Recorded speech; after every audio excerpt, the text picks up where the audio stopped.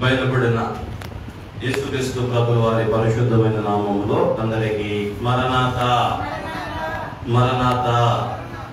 Right, ఈ దినము 36వ అధ్యాయం యొక్క ధ్యానములోనికి మనం వచ్చాం. ఈ యొక్క ధ్యానాన్ని ప్రార్థనతో ప్రారంభం చేసుకుందాము.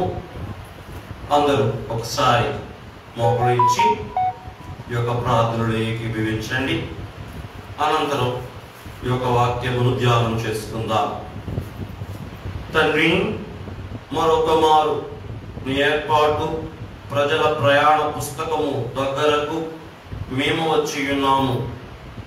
మాకు నేర్పించవలసిన సంగతులు నేర్పించమని, నీ మందిరములోని మహిమను మా అందరికీ కనబరచమని యేసు నామమున వందించుచున్నాము. ఆమేన్. కూర్చుందాం. మన ప్రభువైన యేసుక్రీస్తు వారి పరిశుద్ధమైన నామములో మీ అందరికీ కృపా సమాధానములు కలుగును గాక. రైట్, ఈ దినం నిర్గమకాండము 36వ అధ్యాయము ప్రారంభం నుంచి మనం ఒకసారి ధ్యానం చేసుకుందాం. ఈ యొక్క అధ్యాయం యొక్క ప్రాముఖ్యత ఏంటి అంటే, ఈరోజు నిన్నటి దాకా దేవుడి మందిరం మాటల్లో ఉంది. ఎక్కడ? కానీ 36వ అధ్యాయంలో అది నెరవేర్పులోకి వచ్చేసింది. ఎక్కడికి? నెరవేర్పులోకి వచ్చేసింది. అంటే మాట బయలుపరిచిన వాడు తండ్రి, ఆ మాట రూపములో బయలుపడిన వాడు కుమారుడు, ఆ బయలుపడిన మాటని రూపములోకి మార్చిన వాడు దేవుడికే స్తోత్రం. ఈ ప్రత్యక్షపు గుడారమ యొక్క పనంతటిలో తత్వదేవుని యొక్క ప్రమేయాన్ని మనం ఏం చేయగలుగుతున్నాం? చూడగలుగుతూ ఉన్నాం. రైట్, ఈరోజు 36వ అధ్యాయంలో మనకు కనపడే సారాంశం ఏంటంటే, నరులలో వేసిన గుడారము. ఏంటి? నరులలో వేసిన గుడారము. ఎక్కడిది ఈ గుడారం? ఇది ఏ గుడారం? ఇది పరలోకములోని గుడారం. ఇప్పుడు మనం చదువుకున్నామే, ఈ గుడారం యొక్క నమూనా ఎక్కడది? అది రేపు మనం పరలోకం వెళ్ళినప్పుడు కూడా చూసే గుడారం ఇలాంటి గుడారమే. దానికి కూడా 3 భాగాలు ఉంటాయి: ఆవరణం, పరిశుద్ధ స్థలం, అతి పరిశుద్ధ స్థలం. అతి పరిశుద్ధ స్థలము పిండ కుమార్తె మోక్షం. ఆ పరిశుద్ధ స్థలం పరిశుద్ధుల మోక్షం, రక్షితుల మోక్షం. ఇక ఆవరణం భూలోక మోక్షం. 30, 60, 100 దంతలు. ఎలాగైతే 3 భాగాలుగా పరలోకంలో ఉందో అదే మాదిరి మందిరం మోషే గారికి దేవుడు ఎక్కడ చూపించాడు? కొండపై చూపి. ఆ చూపించిన ఆ నమూనా ప్రకారం ఈరోజు ఏమైంది? నిర్మించబడుతూ ఉంది. మాట రూపములోనికి వచ్చిన అధ్యాయం. రైట్, ఈ అధ్యాయంలో ఉన్న ప్రాముఖ్యమైన అంశం నరులలో ప్రభు వేసిన గుడారం. ఈ గుడారం ఎక్కడిది? 1, పరలోకములోని గుడారం. 2, తండ్రి యొక్క అంతరంగములోని గుడారం. రెండో మాట ఏంటి? తండ్రి యొక్క, అంటే దేవుని యొక్క అంతరంగములోని గుడారం. 3, తండ్రి మనస్సులోని గుడారం. తండ్రి అంతరంగం ఉన్న మనస్సు ఒకటేగా. తండ్రి యొక్క మనస్సులో ఉన్న గుడారం ఈరోజు ఏమవుతుంది? నెరవేర్పులోకి వస్తూ ఉంది. ఇది ఎంత ఆనందం అంటారు, ఎంత సంతోషం అంటారు. మన దేవుని యొక్క మనస్సులో ఉన్న గుడారం ఈరోజు ఏమవుతుంది? అలాగే మనం కూడా మన దేవుడిలో ఉన్న రీతిగా, ఆయన అంతరంగంలో ఉన్న రీతిగా మన జీవితాలు కూడా ఏమవ్వాలి? మార్పు చెంది నెరవేర్పులోకి రావాలి. అప్పుడు ఎంత ఆనందం. ఎప్పుడు? ఈరోజు ఇక్కడ ఆయన అంతరంగంలోని గుడారం ఏమవుతుంది? బహిరంగంలోకి వచ్చి నెరవేర్పులోకి వస్తుంది. ఈ గుడారం ఏ గుడారం అన్నాం? పరలోక గుడారం, తండ్రి అంతరంగంలోని గుడారం. ఇవాళ ఆయన మనసులో ఉన్న గుడారం ఏమవుతుంది? నెరవేరుతుంది. అట్లాగే మన విషయంలో కూడా ఆయన మనసులో ఉన్న నెరవేర్పులు మనలో కూడా బహిరంగ నెరవేర్పులుగా మారితే ఎంత బాగుండు. మరి ఏం చేయాలి అలా మారాలంటే? ఈరోజు సందేశంగా దాన్నే నేర్చుకుందాం. ఆయన మనసులో ఉన్న గుడారం ఎలా నెరవేర్పులకు వస్తుందో, మన ఎడల ఆయన మనసులో ఉన్నవి కూడా నెరవేర్పుల్లోకి రావాలంటే ఇక్కడ జరిగిన యొక్క సన్నివేశాలను కనుక మనం ధ్యానం చేస్తే మనకు ఒక సందేశం వచ్చేసింది. ఇప్పుడు నేను ముందుగా ఈ అధ్యాయం ఒకసారి విభజించిన తర్వాత మీకు నేను ఈ యొక్క పాఠాన్ని వివరంగా మీకు నేను చెప్తాను. ఈ అధ్యాయంలో మొత్తం ఎన్ని వచనాలు ఉన్నాయి? 38 వచనాలు ఉన్నాయి. ఈ 38 వచనాలని ఒక 6 భాగాలుగా మనం ధ్యానం చేసుకుందాం. మొదటి 2 వచనాల్లో మనకు కనపడే విషయం ఏంటంటే, పిలుపును బట్టి వచ్చిన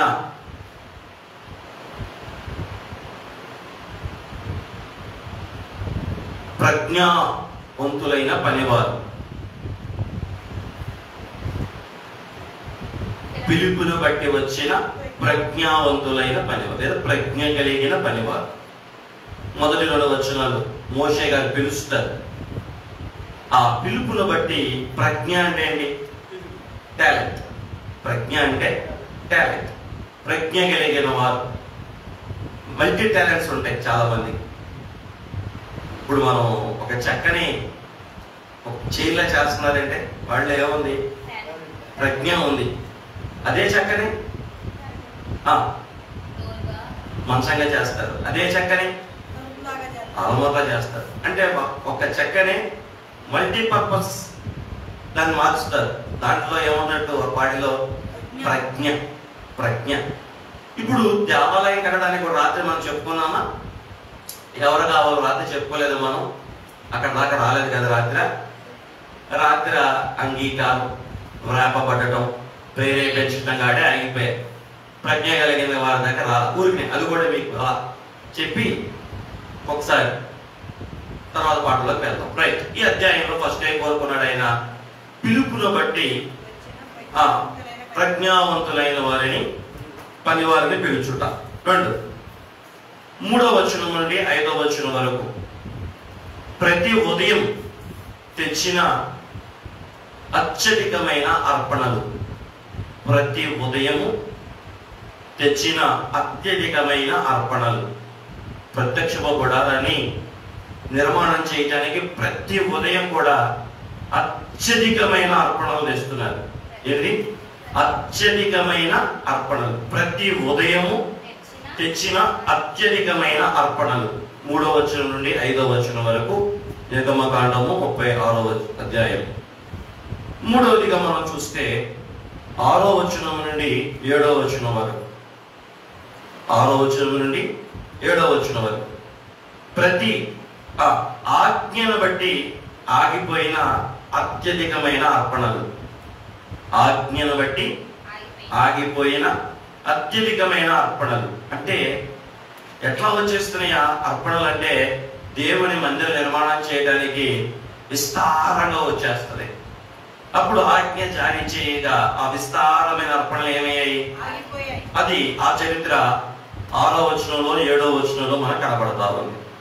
ఆ తర్వాత 8వ వచనం నుండి 34వ వచనం వరకు మనం చూస్తే 8వ వచనం నుండి 36వ వచనం వరకు 8 నుండి 36 వరకు 36 వరకు ఇక్కడ మనకి ఏం కనబడుతుందంటే అందమైన మందిరము. అందమైన మందిరము మనకు కనబడతా ఉంది. దేవుని యొక్క అంతరంగ మందిరం, అందమైన మందిరం, పరలోక మందిరం. ఆయన మనసులో ఉన్న మందిరం ఇప్పుడు ఎక్కడికి వచ్చేసింది? నరుల మధ్యలోకి వచ్చేసింది. అందమైన మందిరం. ఆ తర్వాత 37, 38 వచనాలు అందమైన మందిరముకు ఉన్న తెర.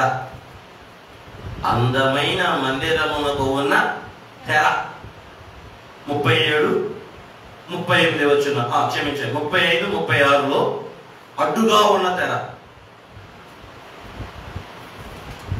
2 తెరలు ఉన్నాయి అక్కడ. మొదటిది 35, 36లోనేమో అడ్డుగానున్న తెర. 35, 36 చూడండి కాబట్టి బైబిల్లో 35 నుంచి 36 వరకు అడ్డుగా ఉన్న తెర.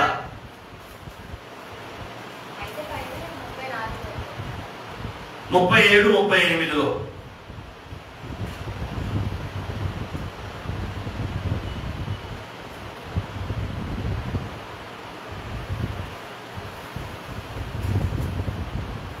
అందమైన మందిరముతో ఉన్న తెర. అంటే అతి పరిశుద్ధ స్థలాన్ని పరిశుద్ధ స్థలాన్ని వేరు చేసేదేమో అడ్డు తెర. ఆ తర్వాత ఆవరణాన్ని గుడారాన్ని వేరు చేసేదేమో తెర. అందమైన మందిరమునకు ఉన్న తెర.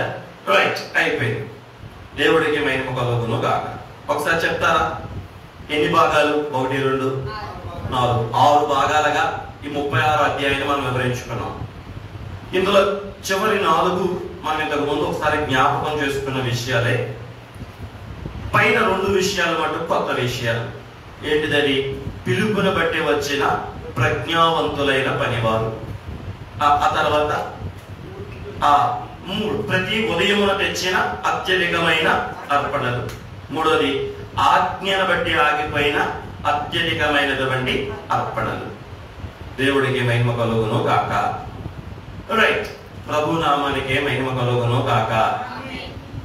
ఇప్పుడు మీకు ఒక మాట నేను చెప్తానన్నా కదా, ప్రజ్ఞను బట్టి పిలువబడిన పనివారు. ఏమి ప్రజ్ఞ? ఎలాంటి ప్రజ్ఞ? నిన్న వచనాల్లో చెప్పాడు. ఒక్కసారి నేను ఆ లిస్ట్ చెప్తా. నిన్న చెప్పలేదు కదా. ఆ లిస్టు పనిచేసే మనుషుల యొక్క తరగతులు. అంటే దేవుని పని 3 భాగాలని చెప్పాను.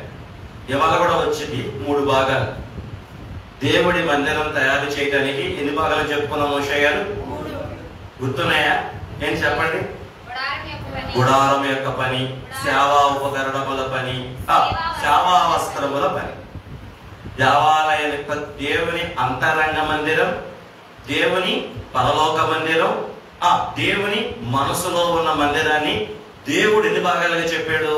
3 భాగాలు చెప్పాడు. ఒకటి గుడారం యొక్క పని, ప్రత్యక్ష గుడారం యొక్క పని అంటే బయట పనులు.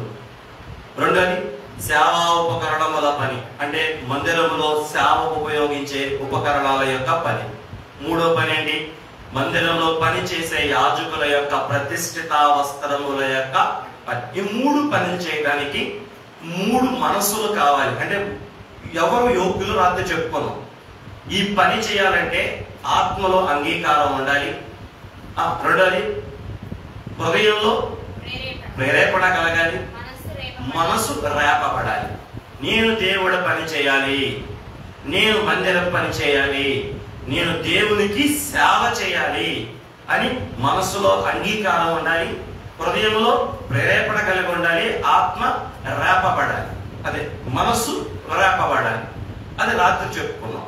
ఇప్పుడు ఆ మందిరం పని చేసిన వారికి ఉన్న ప్రజ్ఞలు ఒకసారి దేవుడి గ్రంథంలోనే మీరు చూస్తే 35వ అధ్యాయం 10వ వచనంలో మనం కనపడు పనిచేసిన మనుషుల యొక్క తరగతులు.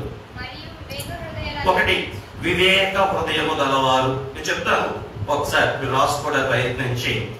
దేవుడు మందిరం కట్టిన వారు. 1 వివేక హృదయము గలవారు.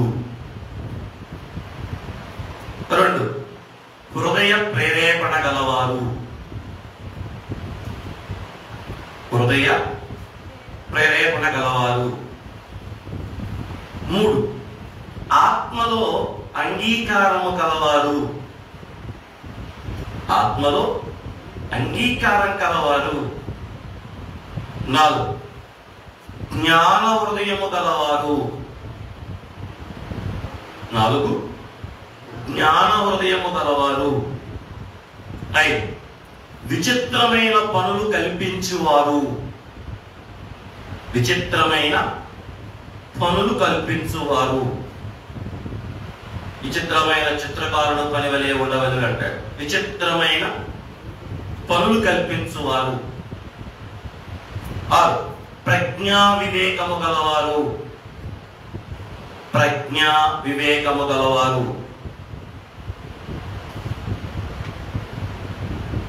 7 సమస్త విధములైన పనులు చేయువారు. ఇక వీరు మల్టీ టాలెంటెడ్ పర్సన్స్ అన్నమాట. సమస్త విధములైన పనులు చేయగలవారు, అన్ని పనులు చేయగలుగుతారు. సమస్త విధములైన పనులు చేయువారు, ప్రజ్ఞా వివేకం గలవారు. చెప్పే కదా. 8 ప్రత్యక్షపు గుడార ద్వారం యొద్దకు సేవ చేయడానికి వచ్చిన స్త్రీలు. విశేషం ఏంటంటే మేక వెంట్రుకలతో వారు ఉడికారు. కొంతమంది స్త్రీలు, చాలా మంది స్త్రీలు ఈ ప్రత్యక్షపు గుడారాల్లో వారి సొంత చేతులతో పనిచేశారు. సొంత చేతులతో పనిచేసి ఆ వస్త్రాలను ఏం చేశారు? వారికి ఉన్న టాలెంట్, వాళ్ళకు ఉన్న ఆ వివేకం, ఆ జ్ఞానం, ఆ పని అంతా ఆ తలాంతులన్నీ కూడా దేవుడి మందిర ఉపకరణాల కొరకు ఏం చేశారు? అవును, మేక వెంట్రుకలు ఉడికే కొంతమంది ఉడికి తెచ్చారట. ఇక్కడ మనం 8వ వచనంలో ఏం చెప్పుకున్నాం? ప్రత్యక్షపు గుడార ద్వారం యొద్ద సేవ చేయడానికి వచ్చిన స్త్రీలు. ఈ 8 మందిలో కొంతమంది పనిచేసే వారిగా ఉన్నారు, కొంతమంది ఏమో ఉపకరణం తయారు చేస్తారు, కొంతమంది ఏమో సేవ చేసేవారిగా ఉన్నారు. అంటే కొంతమంది ఏమో గుడారపు పనిలో ఉన్నారు, కొంతమంది ఏమో సేవా ఉపకరణాల మందిర ఉపకరణ సేవా పనిలో ఉన్నారు, ఇంకొంతమంది ఎక్కడ ఉన్నారు? సేవా వస్త్రాలు పని చేసేవారిలో. అంటే ఈ 8 మందిలో ఉన్న వాళ్ళు ఈ 3 భాగాల పనులలో ఏమయ్యారు? నిమగ్నులై ఉన్నారు. అంటే ఈ 3 పనులు చేయడానికి ఈ 8 మంది 8 రకాల వాళ్ళు ఏమయ్యారు? వాడబడ్డారు. దేవుడికి మహిమ కలుగును గాక, ప్రభుకే మహిమ కలుగును గాక. ఇప్పుడు వాళ్ళు దేంతో పని చేశారో నిన్న మనకి చెప్పబడింది. వారు తుమ్మకరతో పనిచేశారు, బంగారంతో పనిచేశారు, వెండితో పనిచేశారు, నీల ద్రోమ రక్త వర్ణములు కలిగిన నారతో పనిచేశారు, మేక వెంట్రుకలతో పనిచేశారు, పొట్టేళ్ల తోటతో పనిచేశారు, రత్నములతో పనిచేశారు, లేత పత్రలతో పనిచేశారు, అభిషేక తైలము కొరకు, పరిమళ దైవరమ్యముల కొరకు కూడా వారు ఏం చేశారు? పనిచేశారు. ఈ పనులన్నీ కూడా ఈ 8 చెప్పే ఈ 8 దేవుడికి మహిమ కలుగును గాక, ప్రభు పరిశుద్ధమైన నామానికి మహిమ కలుగును గాక. ఈరోజు మనం చదువుకున్న భాగంలో 6 భాగాల్లో మొదటి భాగంలో ఏం కనబడుతుంది? పిలవబడ్డారు, ప్రజ్ఞ కలిగిన పనివారుగా పని చేయడానికి వాళ్ళందరూ ఏం చేయబడ్డారు? రైట్. ఈ 6 గుర్తుపెట్టుకోండి. ఈ రోజు మొదటి వచనం ఒక్కసారి చదవండి. 36:1 పరిశుద్ధ స్థలము యొక్క సేవ నిమిత్తము ప్రతి విధమైన పని చేయ తెలుసుకొనుటకై యెహోవా ఎవరికి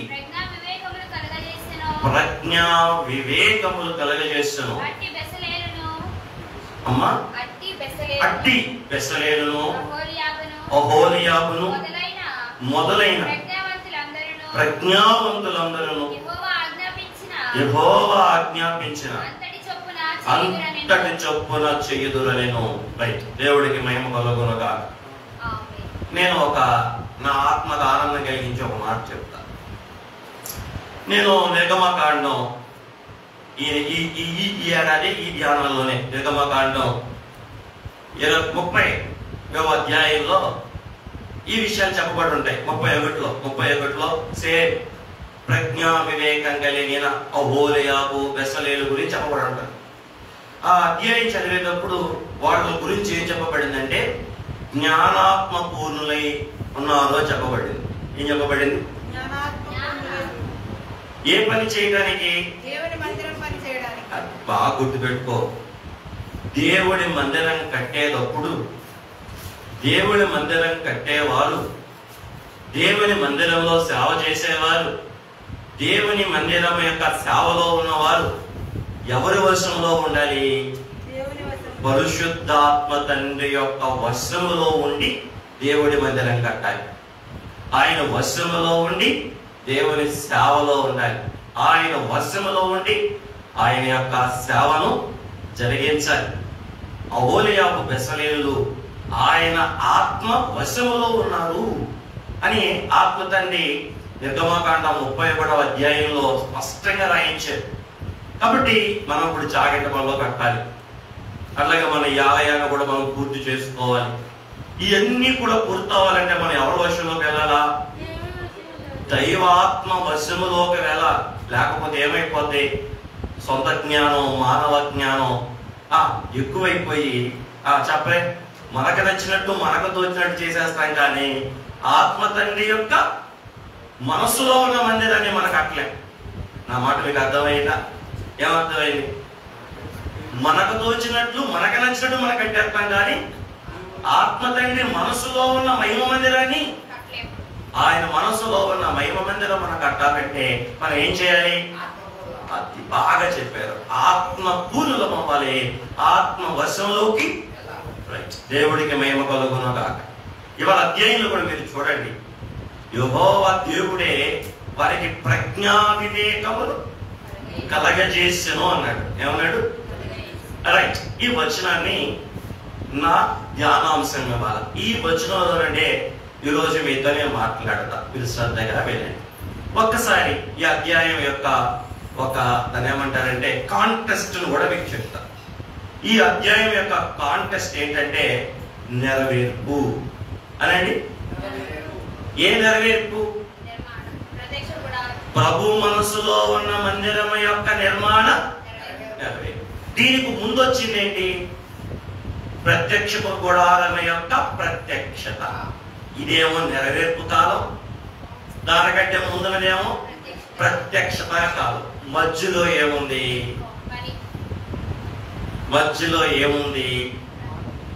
బాగా గుర్తుపెట్టుకోండి. మధ్యలో నిశ్శబ్ద కాలం ఉంది. మీరు 32వ అధ్యాయంలో మీరు చూస్తే పైన ప్రత్యక్షత అందుతుంది. మోషే కిందకు వస్తే అవి నెరవేర్పు విషయాలు చెప్తాడు. ఈ మధ్యలో ఏముంది? నిశ్శబ్ద కాలం. దేవుడు మాట్లాడాల, మోషే మాట్లాడాల. మరి ప్రజలకు నిర్ణయం చేసుకోవాలి, వారి పని వాళ్ళు చేసుకోవాలి. దేవుడు అప్పచెప్పిన పని ప్రకారం వాళ్ళు నడుచుకోవాలి. నిశ్శబ్ద కాలము. దేనికి మధ్యలో? దేవుని మనస్సులో ఉన్న మాట ప్రత్యక్షత అయిన దానికి, ఆ మనస్సులో ఉన్న మాట నెరవేరడానికి మధ్యలో ఏముంది? నిశ్శబ్ద కాలం. ఎక్కడ? ఇది 32వ అధ్యాయంలో. ఎవరు ఎక్కడికి వచ్చేసారు? మోషే గారు నెరవేర్పులోకి వచ్చేసారు. ఇప్పుడు ఈ మధ్యలో ఉన్న కొంతకాలాన్ని మీకు చెప్తా. ఇదే చాలా ముఖ్యం. మనకి దేవుడు చెప్పినాక అది నెరవేరడానికి మధ్యలో ఉండే కాలమే ఇప్పుడు మనం ఉన్న కాలం. మోషే గారు ఏం చెప్పారు? దేవుడు ఒక విషయం మనం చెప్తాం. ప్రత్యక్షత అంటే చెప్పటం, తెలియజేయటం, బయలుపరచటం. అది ప్రియాంకలు దొరికింది. కొద్ది మనకు దొరకలా. ఎక్కడుంది? దేవుడికి మహిమ కలుగును గాక. ప్రభుకి బిల్లు, కరెంట్ బిల్లు. ప్రభువుకు మహిమ కలుగును గాక. నాకన్నా కూడా కొద్ది నుంచి ఎదుగుతున్నది.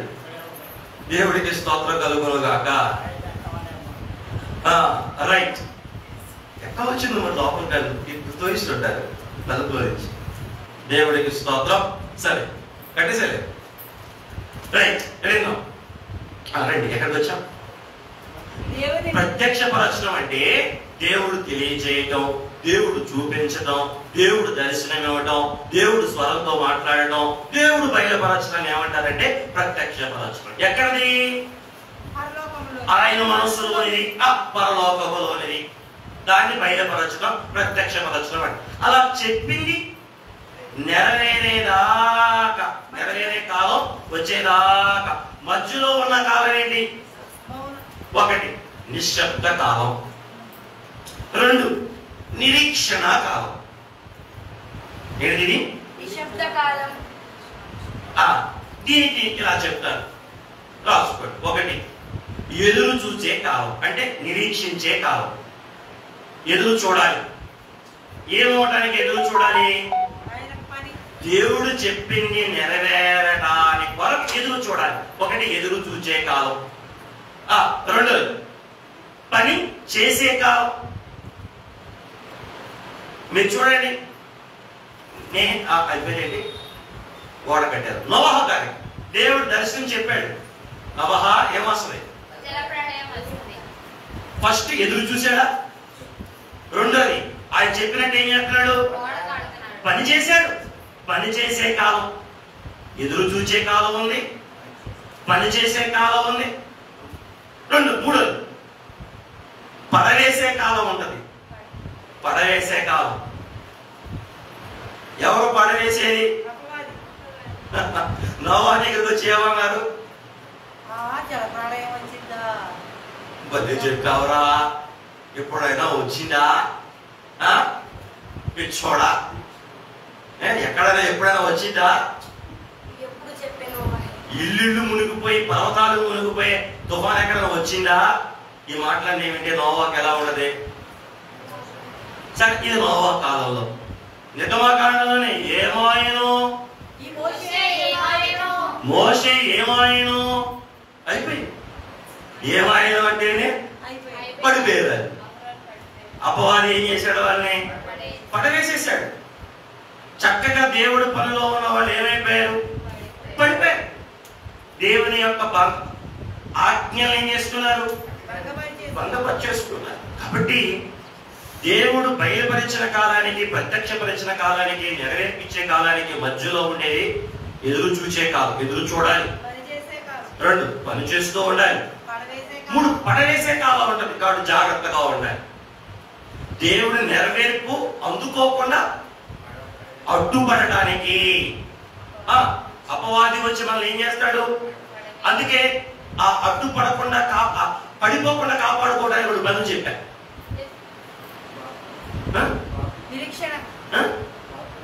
రెండు విషయాలు చెప్పా. 32 అధ్యాయం చెప్పే రోజే, లోక వశము చేసుకునవద్దు, అపవాది వశం అవ్వద్దు, లోకముతో విచ్చోడిగా ఉండవద్దు, అపవాదికి చోటు ఇవ్వద్దు. రెండు చెప్పా ఆ రోజు. లోకంతో విచ్చోడిగా ఉంటే పడిపోతావు, అపవాదికి చోటు ఇచ్చినా పడేసేస్తాడు. ఆ కాలం ఎదురు చూసే కాలం, పని చేసే కాలం. అదే కాలంలో ఏ అపాయం కూడా ఉంది, ఏ ప్రమాదం కూడా ఉంది? పడేసే కాలం అది, పడిపోయే కాలం అది. ఇప్పుడు చూడండి, ప్రభు చెప్పి పరలోకానికి వెళ్ళాడు, ఇంకా నెరవేర్పు రాబోతుంది, వచ్చేస్తుంది. బొమ్మగాడికి వచ్చేసాడు ఆయన, తలుపు తట్టే కాలం వచ్చేసింది. ఇప్పుడు చాలా మంది ఏమంటున్నారు? ఏదో మా సంస్కారిక క్లాస్ లేని అంటే ఏం చేశాడు? అందరూ ఏం చేశాడు? కానీ ఇంకా పడిపోలేదు అనుకుంటున్నారు అంతే. ఎక్కడ వీళ్ళంతా అంతే, పడిపోయే కాలం ఇది. అందుకే మనం ఏం చేయాలి? జాగ్రత్తగా ఉండాలి, ఎదురు చూస్తూ ఉండాలి, దేవుడు పని చేసుకుంటూ ఉండాలి. కానీ అపవాది చేతిలో ఇది పడిపోయే కాలం. కాబట్టి పడకుండా తాను నిలిచి ఉన్నాను అనుకున్నవాడు పడిపోకుండా జాగ్రత్తగా చూసుకునవలెను అని కొరింథీ పత్రికలో అపోస్తలుడైన పౌలు 10వ అధ్యాయం మొదటి పత్రికలో చెప్పలేదా? ఏం చెప్పాడు? తాను నిలిచి ఉన్నాను అనుకున్నవాడు పడిపోకుండా జాగ్రత్తగా చూసుకోవాలి. ఇదే కాలం. మూడో కాలం ఏంటి? పడవేసే కాలం ఉంటుంది. అపవాది పడేస్తాడు. అవును, అందుకే మనం ఏం చేయాలి? జాగ్రత్తగా పడిపోకుండా చూసుకోవాలి. అటు వస్తాడు, ఇటు వస్తాడు, ఎటు నుంచి వస్తాడు, ఎటు వస్తాడో తెలియదు. ఉఫ్ అని ఊతాడు మాయగాలి. అమ్మమ్మలు ఏం ఊదాడు? ఉఫ్ అని ఊదాడు. ఎవరి గాలి ఊదాడు? వాడి నైజం ఊదాడు. దేవుడేమో దైవ నైజం ఊదాడు, పరిశుద్ధ నైజం. వీడు వచ్చి పాప నైజాన్ని ఊదాడు. అవుట్. ఇప్పుడు కూడా అందుకే మన ఎక్కడికి ఎప్పుడు ఊదాడు? అమ్మమ్మకే భర్త లేని వేళ చూసి, అదురు సమయం చూసి, ఆపర్చున్ టైం చూసి వచ్చి ఊదాడు. యేసయ్య దగ్గర కూడా వచ్చాడు. ఎక్కడ? శోధన కొండ మీదకి వచ్చి ఆపర్చున్ టైం చూసుకున్నాడు. అప్పుడే యేసుకి 40 రోజులు అయ్యాయి. బాగా ఆకలేసే టైం, చక్కని టైం చూసుకుని చక్కగా వచ్చాడు. ఎందుకు? పడేయడానికి. ఇక్కడ కూడా అని ఊదాడు, అని పుసుకుంటే పని కదా అని ఊదాడు. ఏం ఊదాడు?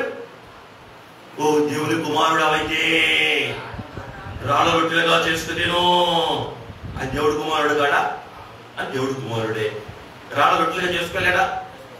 అయితే వాడి మాట ఈయనంటాడేంటి? ఈయన ఎవరి మాట వినాలి?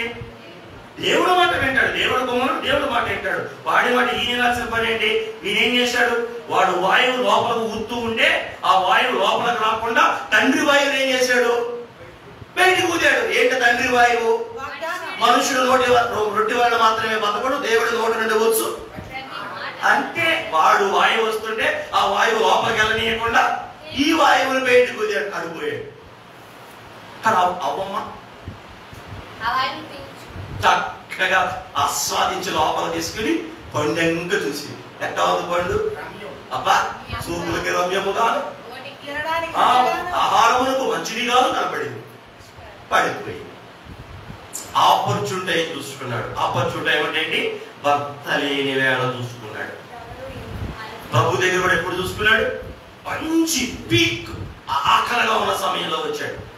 అట్లాగే ఎదురు చూసే కాలంలో, ఈ పని చేసే కాలంలో మన దగ్గర కూడా ఎప్పుడు వస్తాడు? మంచి ఆపర్చునిటీ టైంలో వచ్చేస్తాడు. బిస్కెట్ అది పడేయటానికి. మనం ఏమవ్వకూడదు. మనం చూడండి, పీక్ 40 రోజులు అయిపోయిందా పీక్ లో ఎవరిని పడేశాడు? మోషే ఏమాయనో ఏమన్నారు ప్రజలందరూ? మోషే ఏమాయనో. పడిపోయారా లేదా? పడిపోయారు.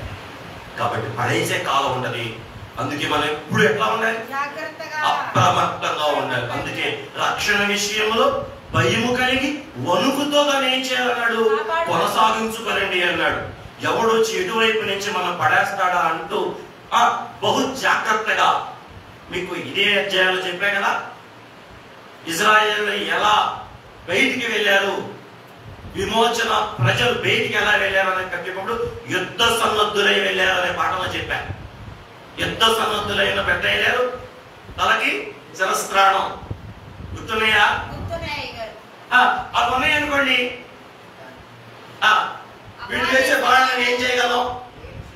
అందుకే ప్రతిరోజు ఏం ధరించాలి మనం? అప్పుడు వాడు పడేయాలని చూసినా. అందుకే అక్కడేమో అవి చెప్పా. 32 అధ్యాయంలోనేమో లోకంతో విజ్జోడిగా ఉండద్దు, అపవాదికి చోటు ఇవ్వద్దు. చోటు ఇచ్చామా? ఎంత చోటు? మీకు అరేబియా క్యామెల్ గురించి చెప్పానా? అంటే అరేబియా క్యామెల్ గురించి చెప్పానా? గుర్తుందా నీకు? చిన్నప్పుడు వచ్చిన పాఠంలో ఒక బాటసారి ఎడారిలో ప్రయాణం చేసుకుంటా వెళ్తున్నాడు. ఎడారిలో రాత్రి అయింది, ప్రయాణం ఆపారు. టెంట్ వేసుకున్నారు, గుడారం వేసుకున్నారు, ఒంటిని బయటికి కట్టేశాడు. ఇతను టెంట్ లోపల పడుకున్నాడు. ఎడారి కదా, బాగా చలేస్తుంది. ఈ ఒంటి ఏం చేసిందంటే మోషే గారు ఆ 2 కాళ్ళు గుడారంలో పెట్టింది. ముందు కాళ్ళే పెట్టింది. ముందు కాళ్ళు పెట్టింది. కాళ్ళు పెడితే కాళ్ళు ఎలా ఉన్నాయంటే బాగా ఎచ్చగా ఉంది. అనుకుంది మా యజమాని లోపల చాలా ఎచ్చగా పడుకున్నాడు, వెయిట్ నాకు ఎంత చలేస్తుంది అని చెప్పి ఈసారి ఏం చేసిందంటే కాళ్ళతో పాటు కొంచెం తలకాయ కూడా పెట్టింది. కాళ్ళు పెట్టి కొంచెం తలకాయ పెట్టి మనం అనుకున్నాడు లోపల యజమాని పోనే పేరు చల్లేస్తుందేమో దానికి కొంచెం ఖాళీగా ఉండమని అనుకున్నాడు. ఓ పావు గంటకే తలకాయ పెట్టింది. దీనికి అనిపించింది అబ్బా ఇంకా వెచ్చగా అనిపించింది. ఆ పోనీ పెచ్చుమోకుంది, బాధపడుతుందేమో అని యజమాని చేశాడంటే సర్లే పడుకుంది, ఖాళీ ఉంది. ఇంకా సేపటికి ఏం చేసింది, కాళ్ళు తలకాయతో పాటు బాడీ, ఫ్రంట్ బాడీ కొంచెం లోపల జరిగిపోయింది. అప్పుడు యజమాని సర్లే దాన్ని పడుకొని దానికి ఖాళీ ఉంది కదా అని చెప్పి వదిలేశాడు. ఇంకొక పావు గంటకే ఈ బాడీ అంతా ఫుల్ వేడైపోయింది, వెయిట్ బాడీ ఏమో ఫుల్ చల్లగా ఉంది. అమ్మో ఇది కరెక్ట్ కాదు, లోపల ఉంటే పర్ఫెక్ట్ గా ఉంటారని చెప్పి యజమాని ఒక తోపు వేడికి తోసి ఇది లోపలికి వచ్చేసి యజమాని వేడికి వెళ్ళిపోయాడు, ఉంటే లోపలికి వచ్చేసి. వింటున్నావా? ఏమైనా కొంచెమే కదా పోనీనే అని వదిలేశాడు. కొంచెమే చోటిచ్చాడు, పూర్తి చోటిచ్చాడు. ఆ పూర్తి చోటు ఏమవ్వాల్సి వచ్చింది, వాడు బయటికి పోవాల్సి వచ్చింది, ఇది లోపలికి రావాల్సి వచ్చింది. పోనీలే కొంచెమేగా అని చెప్పి పులిపిండి అట్టుపిండి మంచి పిండిలు వేసుకుంటే ఏమైందో, కొంచెమేలే పోనీలే నా పెంచమోకుంది నా తోడి అని చెప్పి లోపల రాయటం వల్ల మోషే గారు ఎవరు లోపల ఎవరు బయటికి వెళ్ళారు. యజమాని బయటికి పోయాడు, వడితే లోపలికి వచ్చేసి ఏమి ఇవ్వడం వల్ల అపవాదికి పోనీ కొంచెం చోటించామంటే పెద్దలు సాగుతుంది. పేరుకు పెత్తనం ఎత్తాయంట అంటారు కదా, పేరుకు పెత్తనం ఎత్తే అది అపవాదికి కొంచెం పెత్తనం ఇచ్చామనుకుని జీవితం మీద ఏం చేసి పెడతాడు, అది బార్బర్ పని లేకుండా చక్కగా గుండు చేసి పెడతాడు. మన ఆత్మీయ జీవితం అంతా దొంగిలించి పెడతాడు. ఏంటి దొంగిలించి పెడతాడు. అందుకే అపవాదికి ఏం చేయకూడదు, చోటు ఇచ్చామా ఏం చేస్తాడు, మొత్తం ఆత్మ సంబంధమైన ఆస్తంతా వారసత్వం. నిన్న మనం చెప్పుకున్నాం కదా 30వ అధ్యాయంలో 32వ అధ్యాయంలో 31 చెప్పుకుంటూ 32 ముగింపు చెప్పా. యాజక వారసత్వం అంతా, కుమార వారసత్వం అంతా, సన్నిధి వారసత్వం అంతా, సింహాసన వారసత్వం అంతా ఏం చేస్తాడు, చక్కగా దొంగిలించి అలా ఎత్తుకెళ్ళిపోతాడు. సమరయుడి కథ గుర్తుందా? సమరయుడి కథ లూకా వార్తలో దారి పక్క దొంగలు ఏం చేశారట, వాడి దగ్గర పై వస్త్రాలు కూడా లాక్కుని ఎత్తుకుపోయారట. మన జీవితంలో కూడా వస్త్రములు అనేవి లేకుండా పై బట్టతో సహా వాడు ఏం చేస్తాడు, దొంగతనం ఎత్తుకెళ్ళిపోయి దిగంబరులు చేస్తాడు. దేవుడి ముందు ఏం చేస్తాడు, దేవుడి ముందు దిగంబరులుగా, ఆత్మ సంబంధమైన దిగంబరులుగా మార్చేస్తాడు. ఏం చేస్తే, కొంచెం చోటిస్తే. ఎదురు చూసే కాలంలో, పనిచేసే కాలంలో ఏం ప్రమాదం కూడా ఉంది, పడిపోయే కాలం కూడా ఉంది. కాబట్టి ఇదే ఆ కాలం కాబట్టి జాగ్రత్తగా మనం ఉండాలి. ఓకేనా? రైట్. 3 4 పాడు చేసే కాలం. పాడు చేస్తాడు, పాడు చేసి పడేస్తాడు, పడేసి పాడు చేస్తాడు. 2 పనులు అడిగేస్తాడు. పడేసి పాడు చేస్తాడు, పాడు చేసి పడవేస్తాడు. పాడు చేసినాక నేల మట్టను పడేస్తాడు. ఒక్కొక్కసారి పడేసి పాడు చేస్తాడు. పాడు చేసే కాలం ఈ లోకం, ఈ సమయం నెరవేర్పుకి ముందున్న కాలంలో ఏ కాలం కూడా ఉంది, పాడు చేసే కాలం కూడా ఉంది. మన బిడ్డల్ని, మనల్ని, మన కుటుంబాన్ని పాడు చేస్తాడు, సంఘాన్ని పాడు చేస్తాడు. మీకు నిన్న మనం ఇప్పుడు గత కాలంలో చెప్పా కదా, ఎక్కడ చెప్పాను తండ్రి, కత్తిరి సూర్యం చెప్పా. ఏ పాయింట్ మీద వచ్చినప్పుడు చెప్పాను, రైట్, నాకు గుర్తు వచ్చేసింది. 32వ అధ్యాయం చెప్పేటప్పుడు, 34వ అధ్యాయం చెప్పేటప్పుడు, ఆ పథకాల గురించి చెప్పేటప్పుడు వాడు భంగపరిచాడు, పాడు చేశాడు, పగలగొట్టాడు. వాడు పగలగొట్టేటట్టు చేశాడు. ఇక్కడ కూడా ఏ కాలం ఇది, పాడు చేసే కాలం. కాబట్టి జాగ్రత్తగా ఉండాలి. ఆ తర్వాత ఏదైంది, 4 పాడు చేసి పడవేసిన వారిని బతికించే కాలం. దేవుడు ఏం చేశాడు, మళ్ళా దిగొచ్చి మోషేతో గుడారంలో సమయం గడిపి తిరిగి ఏం చేస్తున్నాడు, వాళ్ళతో నిబంధన చేస్తున్నాడు, మళ్ళీ బతికిస్తున్నాడు. దేని ద్వారా, వారు పశ్చాత్తాపడడం వల్ల, దేవుని ఎదుట తప్పును ఒప్పుకోవడం వల్ల తిరిగి మళ్ళా వాళ్ళకి ఏమిస్తున్నాడు, క్షమాపణ ఇచ్చి మళ్ళా వాళ్ళు బ్రతికిస్తున్నాడు. అంటే పడిన వారిని లేపుతున్నాడు, పాడైన వారిని. అది 5వది ఏంటిది, బ్రతికించే కాలం. 6 బాగు చేసే కాలం. బాగు చేసే కాలం. పథకాలు పగిలిపోయాయి, మళ్ళా మంచి పథకాలాగా చేపించాడు. ఎవరితో, మోషే గారితోనే. మనం చెప్పాను ఆ రోజు, మీకు ఏం చెప్పాను, మోషే గారితో ఎవరి వైపు చూడొద్దు, బిల్డ్ యువర్ సెల్ఫ్. ఎవరి వైపు చూసినా చివరికి వచ్చే ప్రతిఫలం ఏంటి, పాడు చేయటమో అడ్డవేయటమో జరిగింది. కానీ నీకు నువ్వుగా దేవుడి మీద ఆధారపడితే ఆయన నిన్ను బాగు చేస్తాడు, బతికిస్తాడు. ఓకేనా? మొదట చెప్పండి ఏమేమో. ఎదురు చూసే కాలం, పని చేసే కాలం, పడవేసే కాలం, పాడు చేసే కాలం, బ్రతికించే కాలం, బాగు చేసే కాలం. ఏడోది బలపరిచే కాలం. మోషే గారు ఏమైపోయాడు? బలహీనుడైపోయాడు. ఎవరిని చూసి? అపవాది కార్యాలను చూసి, ప్రజల యొక్క పరిస్థితిని చూసి. అయితే మోషే మేము భయపడమా? మళ్ళా పరలోకంలో చూసిన ఆ పలకల వంటి 2 పలకలను చెప్పుకొని నువ్వు రా అని, నా దగ్గరికి రా, నా మహిమలోకి రా, నా పాదాల దగ్గరికి రా. చూడండి, ఇప్పుడు 40 అయినాయి. ఎంత భాగ్యం అండి! ఇంతకుముందు 40 రోజులైన మహిమలో, ఇప్పుడు 80 రోజులైంది. దేని బట్టి? పడిపోవటాన్ని బట్టే కదా, బలహీనలు అవడాన్ని బట్టే కదా, ఉన్నాయి కదా, పాడైపోవటాన్ని బట్టే కదా. నా కృప ఎక్కడ పాపం విస్తరించునో అక్కడ కృప అపరిమితముగా విస్తరించు. ఈ నిరీక్షణ కాలంలోనే పడవేయటం, పాడు చేయటం ఉన్న సమయంలోనే దేవుడు కూడా ఏం చేస్తున్నాడు? బ్రతికిస్తున్నాడు, బలపరుస్తున్నాడు, బ్రతికిస్తున్నాడు, బాగు చేస్తున్నాడు, బలపరుస్తున్నాడు. పైన 2 కానీ కింద 3. అపవాది 2 క్రియలు చేస్తున్నాడు. దేవుడు వాడికంటే 1 ఎక్స్ట్రా. పాపం ఎక్కడ విస్తరించిన అక్కడ కృప అపరిమితముగా విస్తరించు. ఏంటి అపరిమితం? వారి అపవాది, నువ్వు పడేస్తావా? నేను లేపుతా. నువ్వు పాడు చేస్తావా? నేను బాగు చేస్తా. నువ్వు రోగం పెడతావా? నేను స్వస్థపరుస్తా. ఏ కాలంలో? ఈ మధ్య కాలంలోనే. ఎన్ని?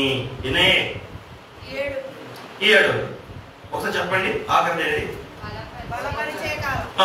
8వదిగా బహుగా ఫలింపు చేసే కాలం. బహుగా ఫలింపు చేసే కాలం. ఈ కాలం అంతా ఉంది. దేనిలో? బహుగా ఫలింపు చేసే కాలం అంటే ఏంటి? మళ్ళా మోషే గారు ఏం చేశాడు? పైకి తీసుకెళ్ళాడు, కిందకి తీసుకొచ్చాడు. కిందకి వచ్చే పెట్టడం వచ్చాడు, మహిమతో నింపుకుని వచ్చాడు. అంతరంగాన్ని నింపుకున్నాడు, బహిరంగాన్ని కూడా నింపుకున్నాడు.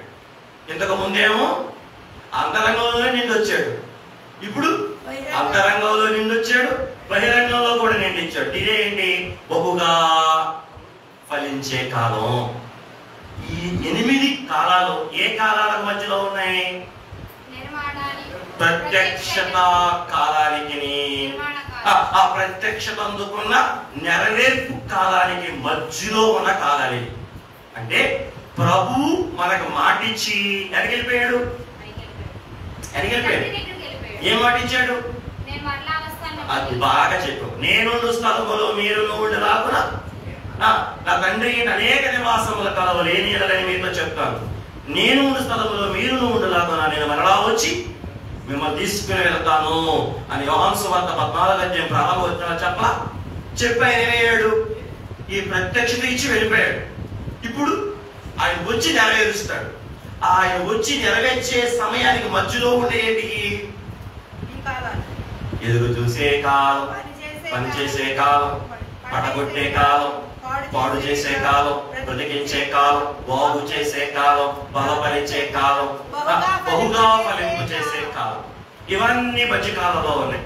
మనం ఎక్కడున్నాం? మనం ఇప్పుడు ఎక్కడున్నాం? పాఠంలో కాదు, అనుభవంలో. ఈ కాలాల్లో నువ్వెక్కడున్నావు? పడిపోయిన కాలంలో ఉన్నావా? పడగొట్టబడిన కాలంలో ఉన్నావా? బాగు చేయబడిన కాలంలో ఉన్నావా? బ్రతికించబడిన కాలంలో ఉన్నావా? బలపరచబడుతున్న కాలంలో ఉన్నావా? బహుగా ఫలించే కాలంలో ఉన్నావా? నువ్వే కాలంలో ఉన్నావు? నేను చెప్పే మాటల ద్వారా నీ ఆత్మను నువ్వేం చేసుకోవాలి? పరీక్షించుకోవాలి. నీ భక్తి జీవితాన్ని ఏం చేసుకోవాలి? పరిశీలన చేసుకోవాలి. అయ్యా, నేను ఎక్కడున్నాను? నేను ఏ స్థితిలో ఉన్నాను? అపవాది చేతిలో ఉన్నానా? నీ చేతిలోనే ఉన్నానా? నిరీక్షించే కాలంలో, నెరవేర్పు దగ్గరికి రాబోతున్న కాలంలో నేను ఫలింపు కాడకు వచ్చానా? నీలాగా మారేనా? నీ రూపంలోకి వచ్చానా? మోషే గారి లాగా నీ పోలికలోకి వచ్చానా? మోషే గారిలాగా నీ నమూనాలోకి వచ్చానా, నీ కొలతలోకి వచ్చానా, నీ లెక్కలోకి వచ్చానా, నీ చిత్తంలోకి వచ్చానా అని ఈ కాలంలో ఉన్న మనం ఏం చేసుకోవాలి? అది దేవుడికి మహిమ కలుగును గాక. కాబట్టి దేవుని ప్రణాళిక నీ పట్ల నెరవేర్చడానికి ఎంత కథ ఉంది. దేవుడి మనస్సులో ఉన్న నా ఎడల ఆయన మనస్సులో ఉన్న చిత్తం నెరవేరాలంటే ఎన్ని కింద పడాలి, ఇంత పైకి పడాలి. అర్థమైందా మనిషి గారు? అర్థమైందా? ఈ కథ, ఈ మందిరపు కథ అంతా ఎక్కడదే? దేవుడు మనసులోని. అది నెరవేరడానికి మధ్యలో ఎన్నో ఉన్నాయి, ఇన్ని ఆటంకాలు వచ్చాయి. దేవుడు తిరిగి మళ్ళా కలగ చేసుకుని, బలపరుచుకుని, బ్రతికించుకుని, బాగు చేసుకుని, బహుగా ఫలింప చేసుకుంటే కానీ నెరవేర్పు రావట్ల. నా పట్ల నీ అంతరంగంలో చిత్తం నెరవేరడానికి కూడా ఎన్ని ఉన్నాయి? ఈ కాలాలన్నీ ఉన్నాయి. ఎన్ని ఉన్నాయి? ఈ కాలాలన్నీ కూడా రైట్. ఇప్పుడు ఒకసారి ఈ వాక్యాన్ని మనం ఒకసారి చదవండి. 36:1.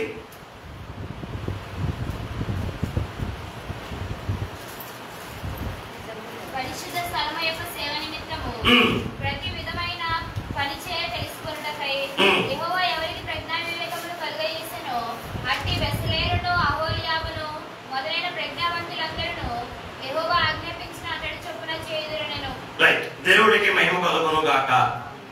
ఇప్పుడు ఈ మందిరం అంతా కూడా ఎవరి చిత్తం? దేవుని చిత్తం. మొదటిగా ఈ వచనంలో మనకు కనపడుతుంది ఏంటంటే దేవుని చిత్తము. ఏంటి? దేవుని, బాగా వినండి, మన జీవితంలో కూడా లాభకరమైనది ఏంటి అంటే ఆయన చిత్తమును ధ్యానించటమే. ఏంటి? ఈ 40 రోజులు కూడా ఏంటిది? దేవుని చిత్తానుసారమైన ధ్యానాలు. ఇది మోషే గారి ఆలోచన కాదు, అరుణ గారి ఆలోచన కాదు. ఇది ఎవరి ఆలోచన? దేవుని చిత్తానుసారమైన ధ్యానం. కాబట్టి ఈ ఆయన చిత్తమును మనం ధ్యానం చేయటం మనకు బహు లాభకరము. ఏం చెప్పు? దైవ చిత్తమును ధ్యానము చేయుట అంటే మన విషయంలో కూడా దేవుడి చిత్తం ఏంటో మనం తెలుసుకోవటం కూడా ఏంటి? బహు లాభకరం. మీరు దేవుడి దగ్గరికి వచ్చారు కదా, దేవుడు ఎవరండి? అబ్స్ట్రాక్ట్ ఫోర్స్ కాదు, ఆయన పర్సనల్ గాడ్ అని చెప్పేది ఉంది. ఆయన ఏదో ఒక వింత శక్తి కాదు ప్రవీణం. ఆయన ఎవరు? Personal God. నీకు వ్యక్తిగతంగా ఆయన దేవుడు. ఆయన నీకు ఎడల ఆయన గొప్ప చిత్తం ఉంది. ఆ చిత్తాన్ని నువ్వు ధ్యానించాలి. ఎస్, ఇంతకు ముందు పాఠాల్లో జ్ఞాపకం చేశారు. ఒక కంపెనీ ఒక వస్తువు తయారు చేసిందంటే దానికి ఏదో ఒక పర్పస్ ఉంటుంది. అట్లాగే నీ దేవుడు ఒక ఏదో అతీతమైన శక్తి కాడైన ఆయన నీకు పర్సనల్ అతీతమైన శక్తి అంటే నువ్వు చూడలేని వాడిని, నువ్వు మాట్లాడలేని వాడిని, నువ్వు సమీపించలేని వాడిని, నీ దగ్గరికి రాలేవాడు అట్లాంటిది కాదైనా. అసలు ఆయన నీ సహవాసాన్ని కోరి ఏం ఏర్పాటు చేశాడు? గుడారాన్ని, ప్రత్యక్ష గుడారాన్ని ఏర్పాటు చేస్తున్నాడు. ఆయన మనసులో ఈ గుడారం ఎందుకు? ఆయన మనసును నీకు చెప్పడానికి. అందుకే మనందరము కూడా దేనికి ఇష్టపడాలి? ఆయన హృదయములో ఉన్న చిత్తమేంటో ధ్యానం చేయడానికి మనం ఇష్టపడాలి. నీ పట్ల, నా పట్ల, ప్రతి వారి పట్ల ఒక్కొక్కరి ఎడల ఒక్కొక్క విధమైన ప్రత్యేకమైన తలంపులు, చిత్తం కలిగిన ప్రభు ఆయన దగ్గరికి వెళ్ళి ఆయన మనసులో చిత్తాన్ని మనం ఏం చేయాలి? తెలుసుకోవాలి.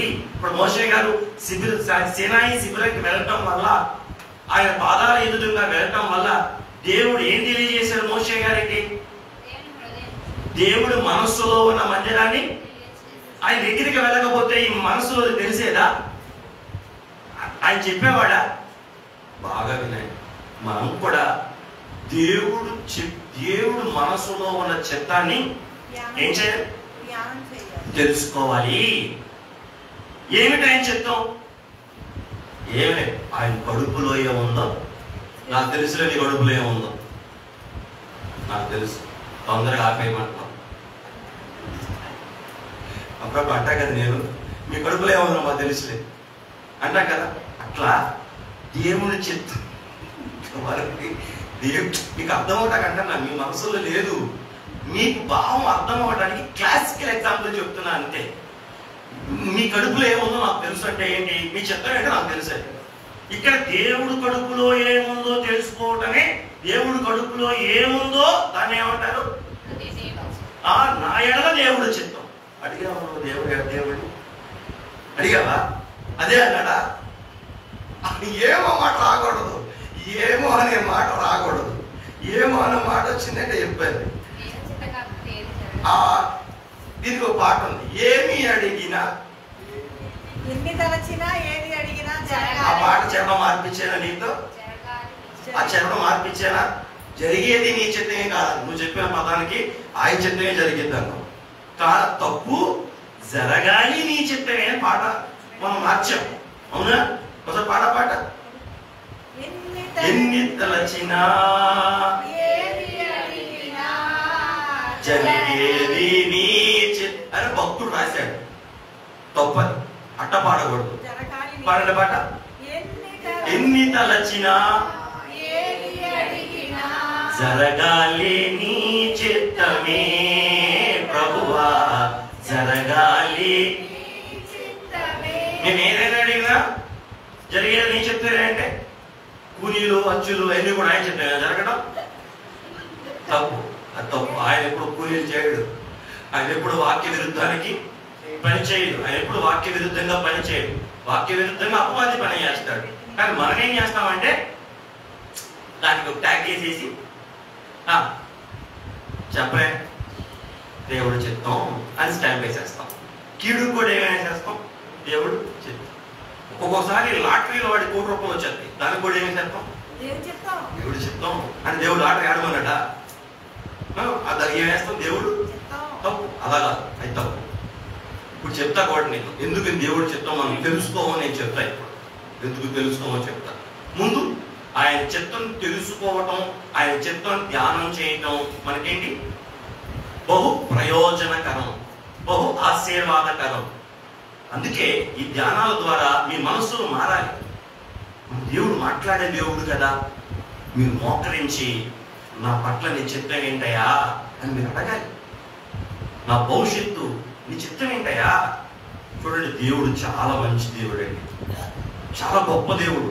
నిజం ప్రవీణ్, నువ్వు కూడా ఏకాంతంగా ఉంటావు, మోకరించి అయ్యా నా పట్ల నీ చిత్తం ఏంటి అని దేవుడిని ఆయన మనస్సులో నువ్వేం చేయాలి, ఆయన గుండె మీద నీ చెవు పెట్టి నువ్వు వినాలి, కనిపెట్టాలి. ఒక ప్రశ్న వేసి దేవుడి దగ్గర అయ్యా నా పట్ల నీ చిత్తం ఏంటి అని ఒక ప్రశ్న వేసి అలా మౌనంగా కూర్చోవాలి. అలా మౌనంగా కూర్చుంటే నీ మనసుకి బయలుపరుస్తాడు, నీ జ్ఞానానికి బయలుపరుస్తాడు, నీ హృదయానికి గోచరం చేస్తాడు. అవును, నీకు అందిద్ది ఆయన స్వరం, నీ చెవికి అందిద్ది, నీ కంటికి, నీ విశ్వాసానికి అందిద్ది, నిన్ను దృఢపరిచింది. ఇదిరా నా చిత్తం నీ పట్ల అని దేవుడు మనకి తెలియజేస్తాడు. ఇదిగో ఇప్పుడు మోషేకి ఏం చెప్పాడు, నా మందిరం మీరు ఎలాగలా పెట్టేది అన్నాడా, ఏదో గుడారం వేసేయలే అన్నాడా. మరి ఏం చేశాడు, ప్రతి దానికి కరెక్ట్ మెజర్మెంట్స్ తో సహా, విత్ మెజర్మెంట్స్ తో సహా, విత్ కలర్ తో సహా మొత్తం పిన్ టు పిన్ ఏం చేశాడు. అయ్యా ఇంకేదో వందనాలే, మరి మనం చెప్పడా, చెప్తాడు. అందుకే ఏం చేస్తారు ఎవరి నుంచి, ఏం చేస్తారు ఎవరి నుంచి ఒకటి రాసుకోండి. నీ జీవితంలో ఆయన చిత్తం ఏంటి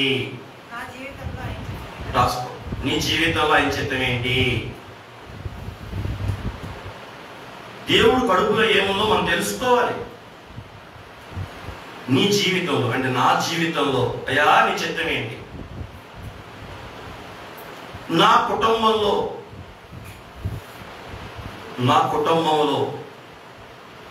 ఆయన చిత్తం ఏంటి, సంఘంలో ఆయన చిత్తం ఏంటి,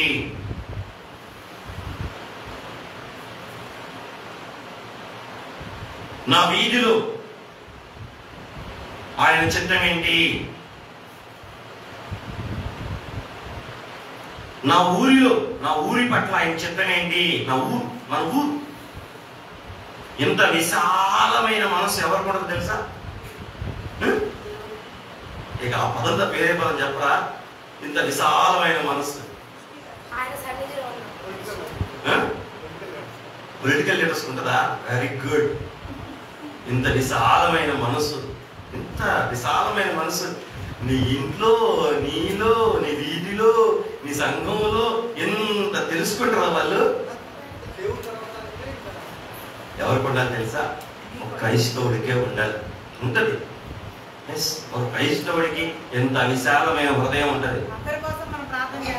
అందుకే మీకు ఎప్పుడు చెప్తా ఉంటాను, కాపరి సంఘానికి కాపరైతే విశ్వాసి గ్రామానికి కాపరి. నేను చెప్తాను అప్పుడప్పుడు, కాపరి జస్ట్ ఈ 30 మందికి 40 మందికే కాపరి అవుతాడు. కానీ విశ్వాసి గ్రామములో ఉన్న 30,000 మందికి 20,000 మందికి విశ్వాసి ఎవరు? అంతే. విశ్వాసి అందరి విషయం పట్టించుకుంటాడు. అందుకే ఏం రాసుకున్నాం అక్కడ? అయ్యా నా వీధిలో నీ చిత్తం, నా వీధి ఎలా నీ చిత్తం, తర్వాత నా ఊరు ఎడల నీ చిత్తం ఏంటి? మనకి తెలిసిన వారిలో, నాకు తెలిసిన వారు ఉంటారు కదా, నాకు తెలిసిన వారి జీవితాల్లో నీ చిత్తం ఏంటి?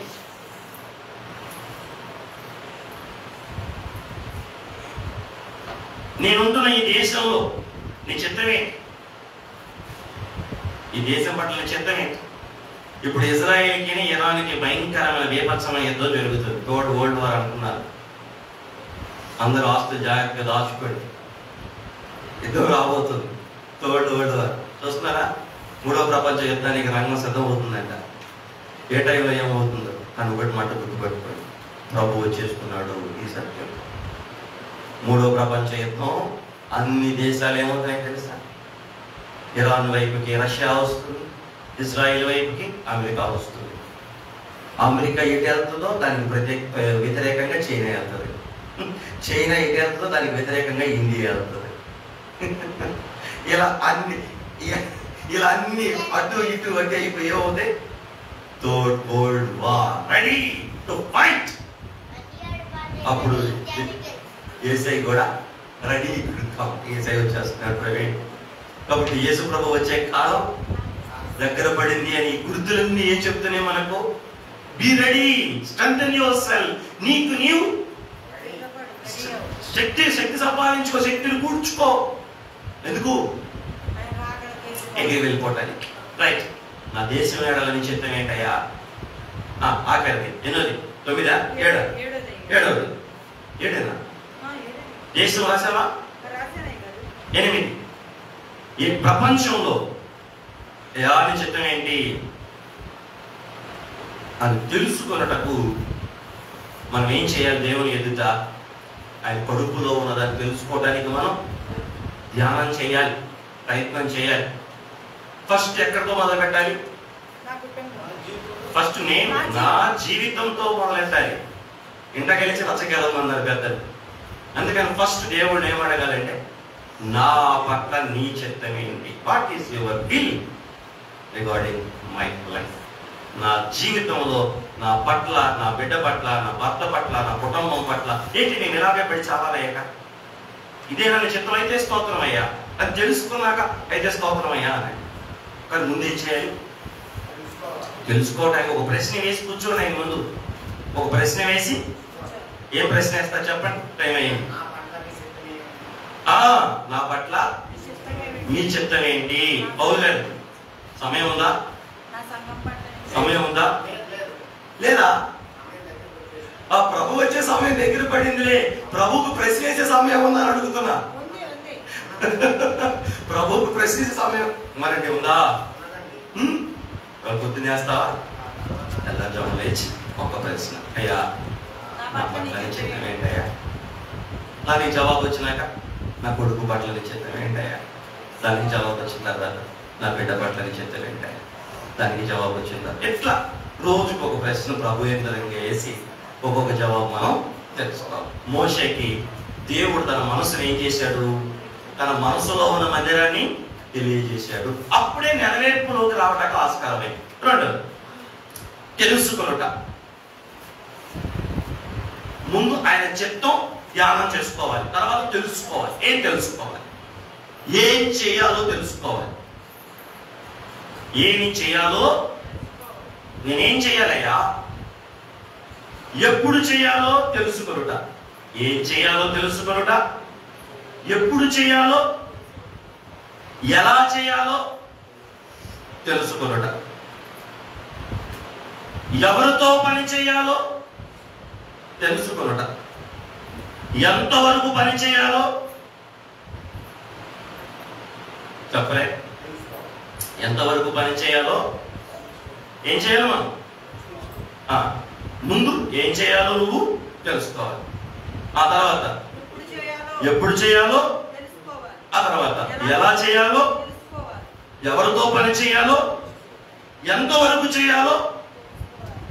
ఎంత భూసంబంధమైన వేగం అంటే ఎంత భూసంబంధమైన పనున్న, తీవ్రత ఉన్న, ఒత్తిడి ఉన్నప్పటికీ కూడా ఏం చేయాలి? ఆత్మ తండ్రి యొక్క నియమ నిబంధనలకు, షరతులకు ఎప్పుడు కూడా ఏమై ఉండాలి? మన మనస్సు సున్నితంగా ఉండి ట్యూన్ చేయబడాలి. ట్యూన్ అంటే తెలుసా మీకు? ట్యూన్ అంటే తెలుసా? అది కాదు ట్యూన్ అంటే. అది కాదు పెడతారు. మీకు నేను చెప్తా. మీకు రేడియో విన్న అలవాట్లు ఉన్నాయా? మీ కాలంలో టీవీలో చేసినాయి. ఆకాశవాణి, వాణి, ఓవర్ టు ఢిల్లీ అయిపోయింది program, Hyderabad program. Akashvani over to Hyderabad అయిపోయింది. రావు.